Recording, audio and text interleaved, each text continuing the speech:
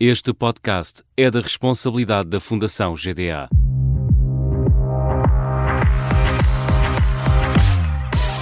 O que sabem os artistas e o setor cultural sobre fundos europeus?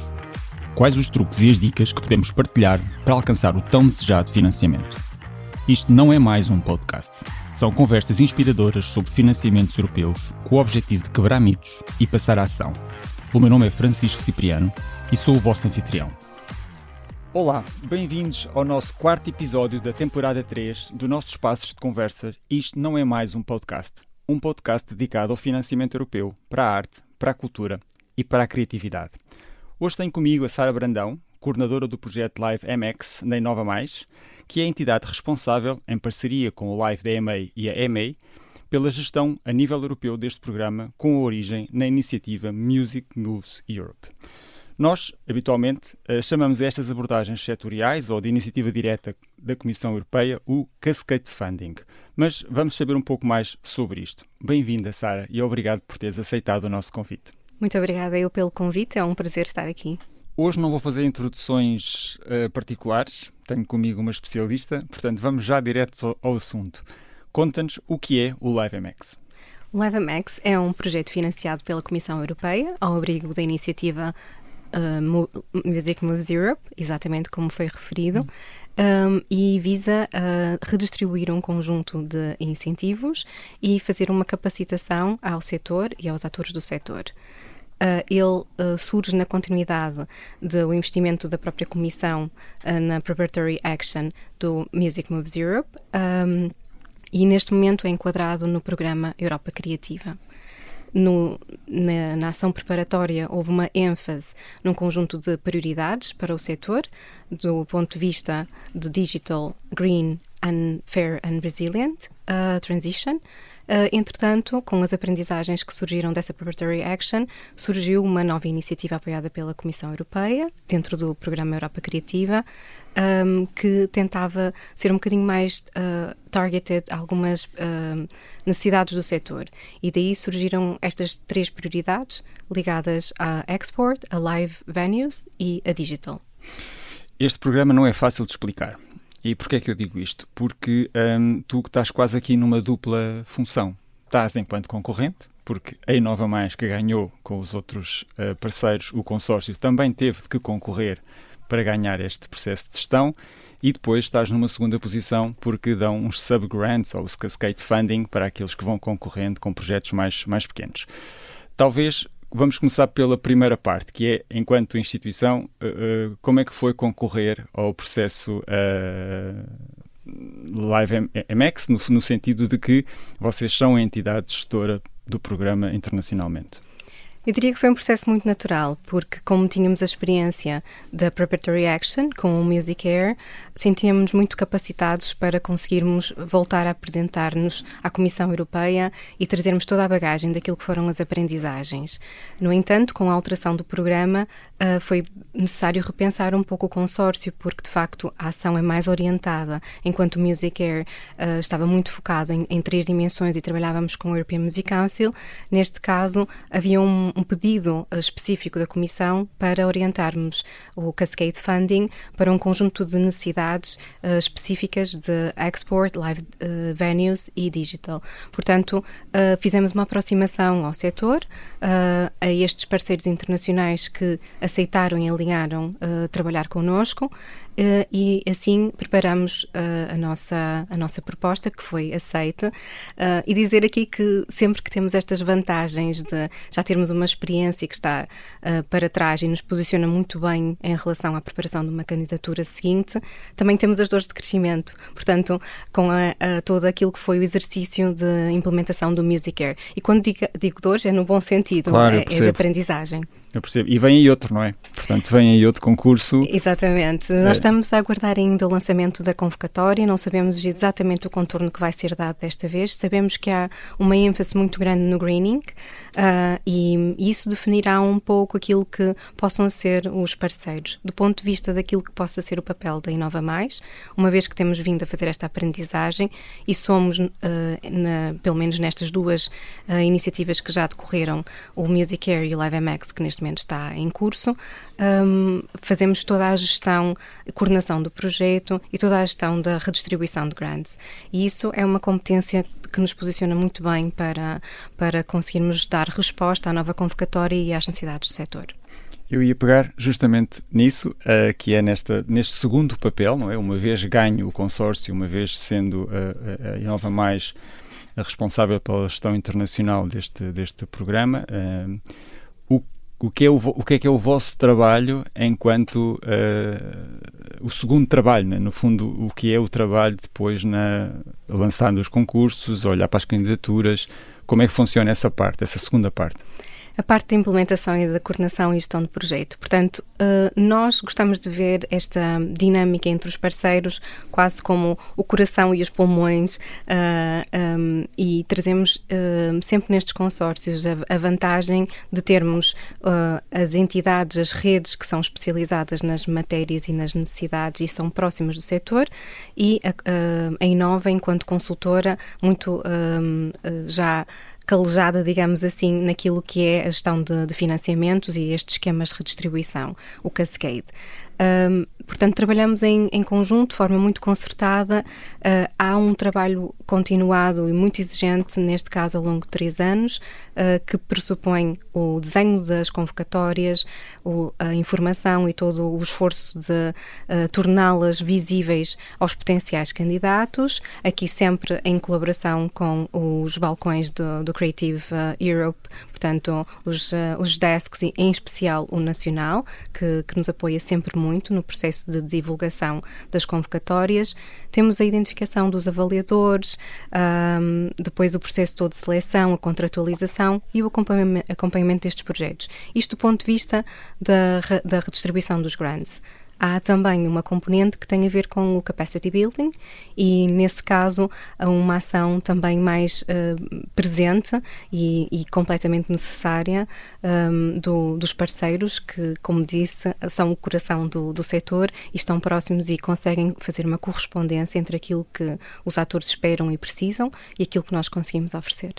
Eu aqui permita-me que possa sublinhar o seguinte, e um pouco para quem nos está a ouvir, a importância que tem uma entidade portuguesa, que eu não sei se as pessoas têm esta noção, a importância que tem uma entidade portuguesa gerir aquilo que é uma iniciativa da Comissão Europeia para a Europa toda. No fundo, vocês fazem isto para esta iniciativa, alarga-se a toda a Europa e esta gestão está concentrada na Inova Mais e, portanto, eu acho que isso é muito importante do ponto de vista nacional, vamos dizer assim. Neste segundo nível, neste nível de redistribuição de grants, o que é que tu achas que é mais difícil para as entidades? Ou seja, eu acho que há aqui 3 momentos, não é? Claramente. Há um momento que tem a ver com configurar o projeto, passa muito por comunicar e pelas entidades alinharem o projeto com as prioridades que são definidas no programa e encontrar parcerias. Depois temos o processo, enfim, um bocadinho mais doloroso de elaboração da candidatura, que eu imagino que vocês também possam dar algum apoio, ou pelo menos passar essa informação. E depois temos a outra parte, quando tudo está bem, que é gerir e fazer report. O que é que tu sentes que no contexto das entidades que estão convosco é mais difícil? Qual é que é a parte quais é que são as questões mais frequentes? Portanto, todo o processo é desenhado para que nada seja doloroso e que seja tudo simplificado.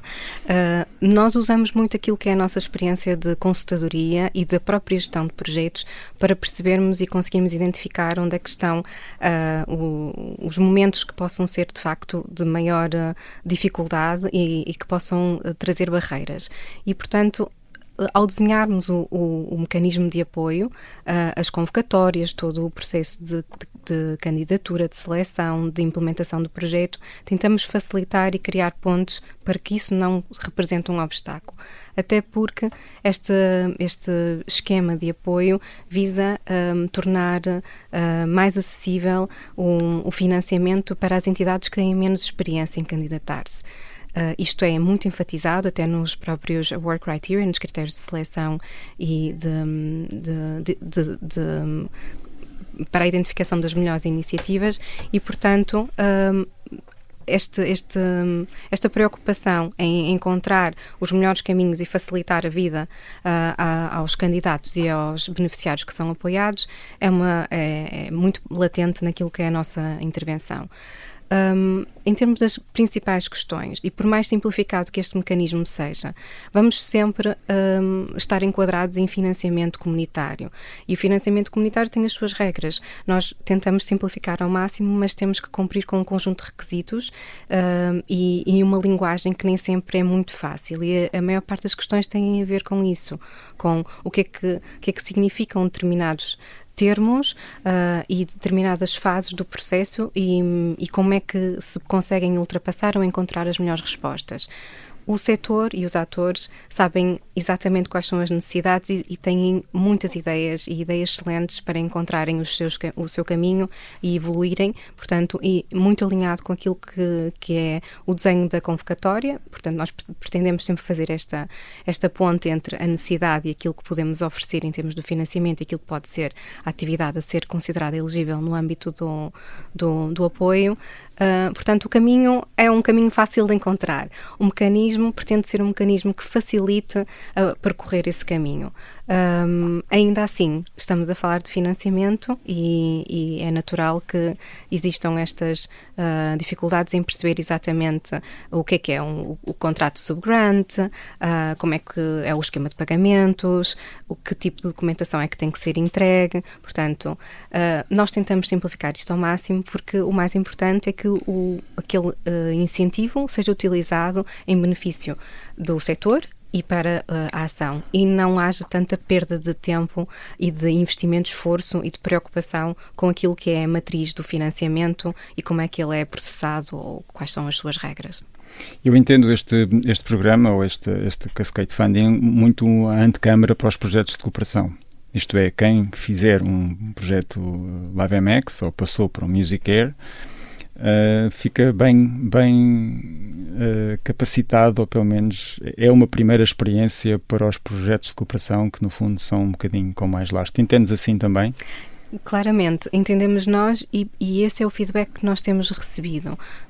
Portanto, uma das ações concluídas, o MusiCare, teve o seu momento com um evento final, juntamos todos os atores e esse foi um feedback muito claro, em que todos se sentiram muito mais confiantes. Portanto, sendo este o primeiro contacto, sendo aquele, no caso do MusiCare, o primeiro contacto com este tipo de esquema simplificado de financiamento, sentiam-se muito mais preparados para depois darem um salto para esquemas mais complexos. Dentro dos projetos de cooperação, ainda do Creative Europe ou outros, havia ainda já alguns atores que sentiam que conseguiam dar o salto para programas como o Horizon, que tem outro nível de complexidade. Claro. Portanto, foi um boost de confiança muito importante e de capacitação que este primeiro contacto que tiveram com uma iniciativa de financiamento via Cascade.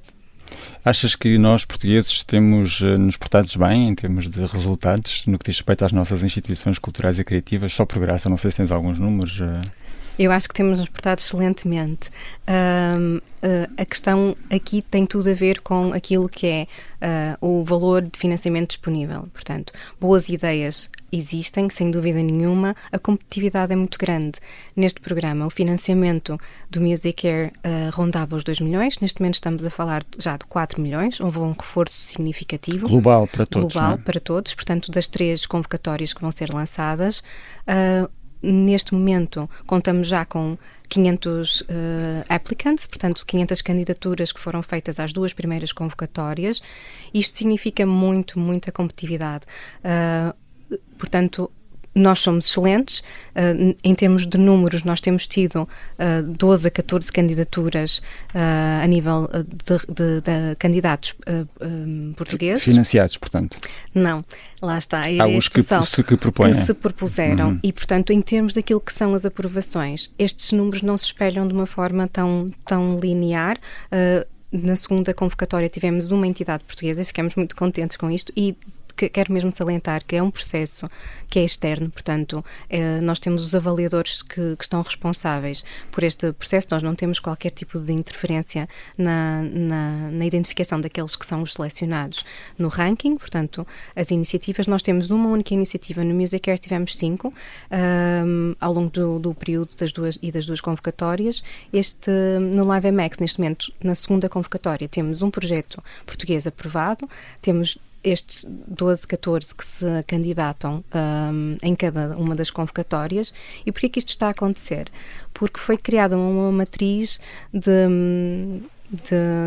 como é que eu ia dizer, para tentarmos valorizar o acesso a este financiamento àqueles que não têm tanta preparação para o fazer. E como as entidades portuguesas, isto é um bom sinal, têm conseguido encontrar o seu caminho pelos projetos de cooperação ou outro tipo de iniciativas, acabam por não ter acesso a estes bonus points que são dados para conseguirmos apoiar estes outros beneficiários ou estes outros candidatos que estão numa situação em que é o seu primeiro contacto de facto com o financiamento europeu e com este tipo de iniciativas. E, portanto, este acesso, esta ponte que nós criamos para facilitar este acesso a estas entidades, talvez esteja a traduzir-se nesta participação menos presente de entidades portuguesas do ponto de vista dos projetos selecionados. O que também é uma boa novidade, porque significa que aqueles que nunca participaram têm aqui o seu espaço privilegiado para começarem a participar. Exatamente. Portanto, a ideia é sempre fazer este acesso facilitado a quem ainda não participou, chegar a estes potential applicants, estes possíveis candidatos e incentivar a sua candidatura. Sabendo que o financiamento está neste montante, está limitado aos 4 milhões e que a nossa expectativa é apoiar cerca de 60 projetos. Portanto, vamos para esta terceira convocatória, encorajamos todas as entidades portuguesas a apresentarem-se. Que termina? Quando? A candidatura, portanto, neste momento a convocatória está aberta de 5 de novembro a 6 de janeiro. Excelente oportunidade. Não podíamos estar a conversar num timing mais perfeito. É ótimo.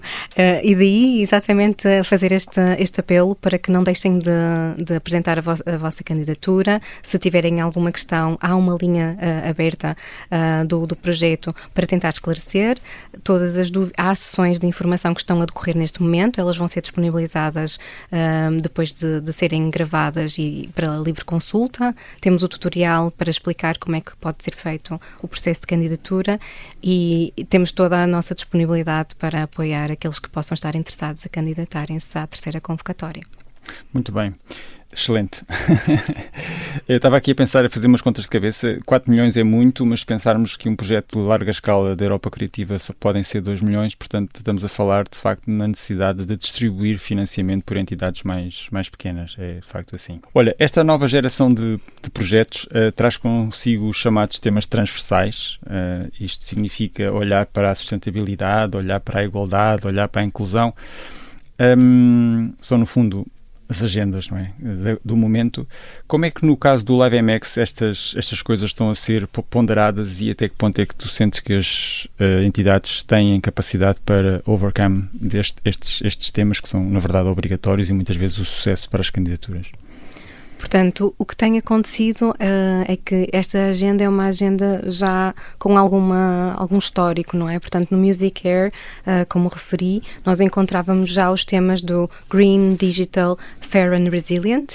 Portanto, já estávamos a falar, de facto, das transformações tripartidas, com estes 3 temas em foco. Um setor mais verde, mais digital e mais justo. Portanto, continuam a estar em cima da mesa, neste sentido mais aplicadas a export e a live venues.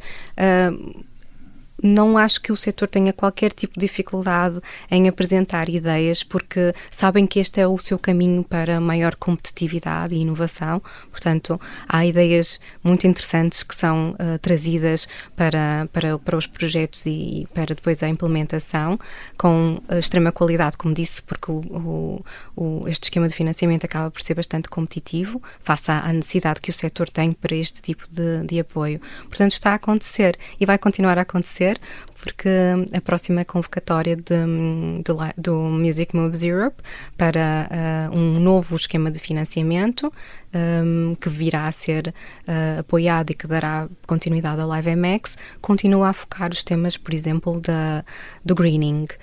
Não sabemos ainda exatamente em que moldes, mas vai continuar a estar em cima da mesa. Lá está, acho que as ideias estão lá, o caminho também está, é uma questão de facto mais de financiamento e de ver estas iniciativas apoiadas. Muito bem, estava aqui a pensar, muito engraçado, porque ao mesmo tempo que vocês vão pôr no terreno uma call, também vão concorrer a uma call. Exatamente. Portanto, neste momento, o que é que está a acontecer? Lançamos a terceira convocatória, estamos impacientes a aguardar e com muita expectativa aquilo que é a visão que a Comissão e o Programa Europa Criativa traz para a nova convocatória, esta ação mais centralizada, ou seja, o que é que acontece? A Comissão delega num consórcio a responsabilidade de gerir este esquema de financiamento. Há uma margem maior na próxima convocatória. A expectativa é que o valor seja de 5 milhões, o que são ótimas notícias. Ainda assim, era importante que houvesse um reforço deste tipo de instrumento pela necessidade que vemos que existe e pela importância nos efeitos que ele gera no setor. Portanto, estamos a aguardar que saiam as linhas e sabemos que há aqui um caminho de aprendizagem para aqueles que têm vindo a ser apoiados, que reforçam as suas competências e que trazem mais valias para o setor, um caminho de aprendizagem para nós, que nós, consórcios, que temos estado a candidatar-nos a este tipo de esquema e vamos aprendendo em cada iniciativa como melhorar no futuro, e um caminho para a própria Comissão, porque introduz as aprendizagens das iniciativas anteriores. Isto acaba por ser uma porta aberta para o diálogo muito importante, desde a Preparatory Action do Music Air até ao desenho da nova call que trouxe o LiveMX. Nós já vimos mudanças para benefício do setor e da forma como o esquema de redistribuição pode ser desenhado, e a nossa expectativa é que haja uma nova aprendizagem e que se facilitem as condições para o consórcio que gere este mecanismo, porque nós também temos que lidar com as próprias regras e regulamentações e o desenho da convocatória a que nós nos candidatamos. E prestar de contas. Exatamente, e daí muitas às vezes o setor pode ter uma expectativa mais alargada sobre o que é que poderia ser um esquema de financiamento e porque é que nós não estamos a corresponder exatamente ou de uma forma plena às necessidades, e nós temos que seguir uma linha, um framework, um enquadramento que às vezes é responsável até pela falta de resposta plena àquilo que poderia ser. O Aref era ótimo, nós também estamos do lado do setor e temos expectativa que aquilo que nós aprendemos no Music Air e no LiveMX seja integrado nesta nova convocatória. Muito bem, excelente mensagem. Sabes que eu me sinto um pouco do teu lado, ou seja, nós estamos do mesmo lado do campo, que é do lado de quem está sempre a tentar passar a mensagem dos financiamentos europeus, o que é possível, e também muita razão de ser deste podcast, quer desta nova temporada, quer das temporadas anteriores. Na tua opinião, deste lado do campo, o que é que achas que podíamos fazer mais para incentivar e para dar a conhecer estes instrumentos europeus para o setor cultural e criativo? Não é uma pergunta fácil. Nós vamos tentando, não é, encontrar estes caminhos. O podcast é uma excelente iniciativa que vai neste sentido, de facto, de criar uma nova voz, uma voz adicional àquilo que são as iniciativas. Parte muito também daquilo que são os atores, ou seja, do ponto de vista daqui, há muitos mecanismos, há muita informação, às vezes nós ficamos perdidos onde é que nós podemos procurar. O primeiro ponto, diria que é este contacto com o balcão a nível nacional da Europa Criativa, que é de facto muito ativo, tem sempre e de forma regular informação sobre o que são as oportunidades, portanto manter sempre um olhar atento sobre aquilo que é divulgado em termos das oportunidades de financiamento, incluindo este cascade, porque o cascade ou esta redistribuição de grants ou subgrants traz muitas oportunidades em termos destes mecanismos simplificados que facilitam um applicant, alguém que queira explorar a sua ideia, a sua solução, ou o seu projeto, candidatar-se a um mecanismo que pode ser um bocadinho mais simplificado. E dando este primeiro passo, é um passo gigante, porque a seguir, de facto, já se sente a confiança para procurar outro tipo de instrumentos de financiamento um bocadinho mais complexos. E depois acho que é sempre importante mantermos uma porta aberta às parcerias, porque ao nosso lado há sempre alguém que possa já conhecer um pouco mais, ter uma ideia que é complementar à nossa, e juntos acabamos por ser mais fortes. Portanto, o que é que nós podemos fazer mais?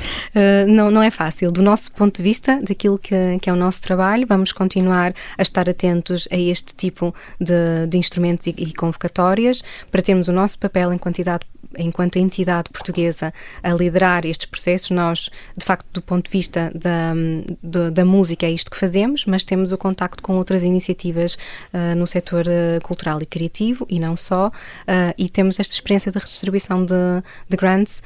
Quanto mais próximos nós estivermos destes instrumentos e os pudermos facilitar, mais oportunidades vamos trazer, não só para entidades portuguesas, mas também entidades europeias. Eu concordo, sim, eu acho que tens razão, e até acrescentaria, eu acho que já fizemos um caminho enorme. Eu, se olhar para trás, e pelo menos eu na área dos fundos trabalho há muitos anos, mas mesmo nesta área do setor cultural e criativo, se andarmos 2 quadros para trás, o nível de conhecimento de hoje e o nível de participação de hoje é muitíssimo mais elevado do que o que nós tínhamos anteriormente, e portanto eu acho que isso já é um saldo positivo. Contudo, continuo a achar que ainda há muita margem de trabalho para fazer, e sempre que falo com um artista ou com uma entidade cultural que ainda não está a utilizar o financiamento, fico sempre com esta pena a dizer, porque não é? Há aqui ainda um caminho para andar, mas eu acho que a pouco e pouco vamos chegar lá. Olha, estamos a terminar. Gostava de fazer uma última pergunta, mais numa lógica, vamos dizer, de incentivo, e com base naquilo que vais fazendo, que é o teu dia-a-dia, o que é que dirias a uma destas instituições ou um artista que ainda não passou pelo processo dos fundos europeus para o motivar ou para o inspirar a apresentar uma nova candidatura? Imagino que isto é um pouco o teu dia-a-dia também, não é? Exato. Eu não deixo de correr riscos. Eu faço também candidaturas, eu tenho as minhas ideias, eu e a minha equipa, naturalmente, e procuro sempre encontrar o melhor enquadramento para estas ideias e para estes projetos no âmbito das oportunidades de financiamento. Portanto, quase diariamente, mas isso é porque trabalho numa consultora, faço a monitorização daquilo que são as oportunidades de financiamento, mantenho sempre um olhar atento àquilo que é o portal do Funding and Tenders da Comissão, para perceber o que é que existe de novo, e não desistir, basicamente, porque mesmo que não tenhamos sido bem-sucedidos em algum momento no desenvolvimento de uma candidatura e